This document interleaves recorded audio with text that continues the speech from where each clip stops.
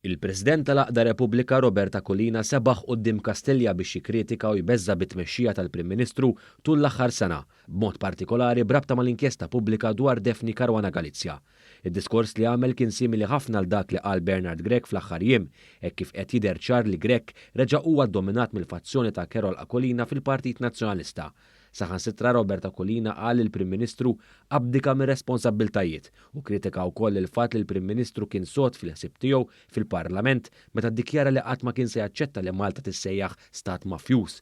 Dak ta' Roberta Collina quddiem l-uffiċċju tal-Prim Ministru kien diskors li kritika diversi aspetti ta' tmexxija tal-Gvern tant li qal li ma teżisti l-ebda inizjattiva biex tittejjeb il-kapaċità tal-qrati.